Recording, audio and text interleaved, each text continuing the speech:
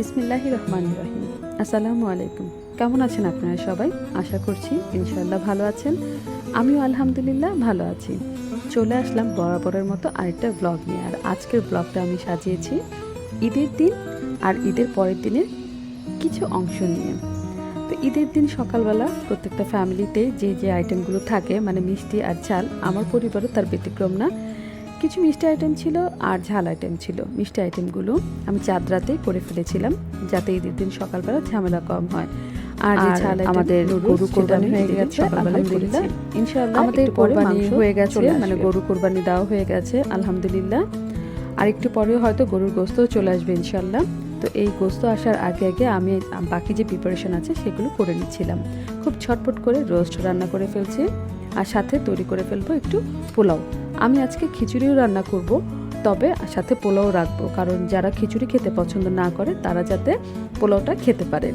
আর রোস্টের রেসিপিটা আসলে দেখানোর কোনো মানে ওভাবে দেখায়নি, কারণ অলরেডি আমার চ্যানেলে রোস্টের একটা রেসিপি দেওয়া আছে। কারো যদি প্রয়োজন হয় তাহলে চাইলেই আপনারা ওখান থেকে দেখে আসতে পারেন। তো আমার রোস্টটা কিন্তু প্রিপারেশন নেওয়া হয়ে গেছে। তো এটাতে একটু পানি দিয়ে আমি অন্য চুলায় বসিয়ে দিলাম, আর পাশের চুলায় আমি পোলাও রান্না করব। পোলাও রান্নার রেসিপিটাও আসলে দেওয়ার মতো কোনো কিছুই না। তার থেকে বড় কথা, যেহেতু আমি চোখে আন্দাজে পানি দেই, তাই এখানে আসলে আমি আপনাকে ওইভাবে পরিমাপ বলেও বোঝাতে পারবো না, তাই বরং নাই বলি। আচ্ছা, এখন আপনারা আমাকে বলুন, কে কিভাবে ঈদ কাটালেন, কোথায় গিয়েছিলেন, আমাকে কমেন্টস করে জানাবেন। আমরা কিন্তু প্রায় সময় যে কোনো ঈদের পরের দিন বা তার পরের দিন বা কোরবানি ছাড়া অন্যান্য ঈদের দিনও অনেকে আমরা ঘুরতে যাই। আমরা ঘুরতে যাই বা কোনো কাজে বের হই, যখনই আমরা সোজা কোনো পথে হাঁটবো বা যানবাহনে চলবো, আমরা যেন সবসময় কালেমাটা জপতে থাকি। কালেমাটা আমরা যতক্ষণ জপবো ততক্ষণই আমাদের জন্য উপকার, কারণ মৃত্যুর পরে অতটুকু রাস্তায় আমাদের জন্য সাক্ষী হয়ে থাকবে। তাই চলুন আমরা সবাই মিলে, আমরা মুসলিম যারা আছি সবাই মিলে ওই পথটুকুকে আমরা আমাদের সাথে নিয়ে যাই, যেই পথটুকু মৃত্যুর পরে আমাদের জন্য সাক্ষী দিবে। আর এই সাক্ষীটা তৈরি করতে হলে অবশ্যই আমাদের সোজা পথে যখন চলবো তখন কালেমাটা জপতে হবে।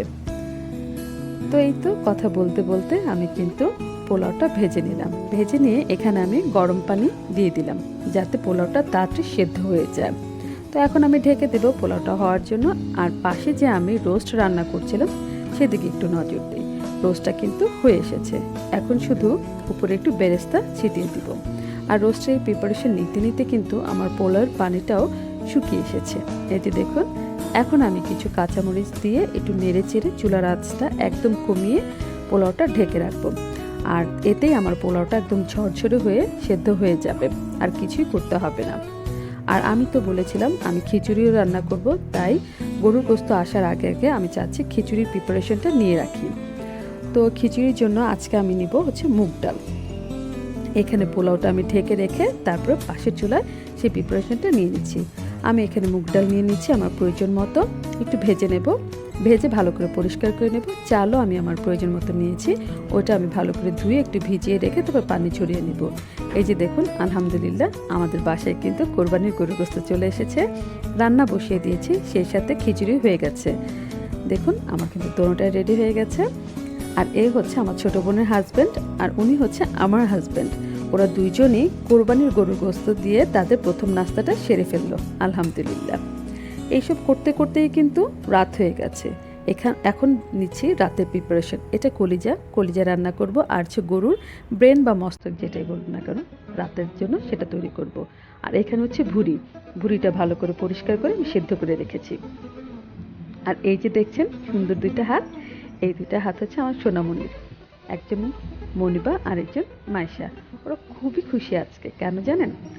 দীর্ঘ 5.5 মাস পরে ওরা আজকে বাসা থেকে বের হবে, ও নানুর বাসায় যাবে। সাথে কিন্তু আমিও অনেক খুশি, কারণ আমিও এত দিন পরে এই প্রথম মার বাড়িতে যাইনি, আর এতদিন পরে যাচ্ছি। আমি ঠিক ততটাই খুশি যতটা ওরা খুশি। ঈদের দিন তো ওদেরকে একটু টেক কেয়ার করতে পারিনি, ওরা নিজেরা একা একা কিভাবে থাকলো আমি আসলে অবাক হয়ে গেলাম। মাশাআল্লাহ আমার বাচ্চাগুলো সব বড় হয়ে যাচ্ছে, মানে ওর আমাকে কোনো বিরক্তই করেনি, সারাদিন আমাকে মানে আমি আসলে বোঝাতে পারবো না। আমার পরে যখন চিন্তা করলাম তখন মনে হলো আমার বাচ্চাগুলো দেখতে, দেখতে আসলে কিভাবে বড় হয়ে যাচ্ছে।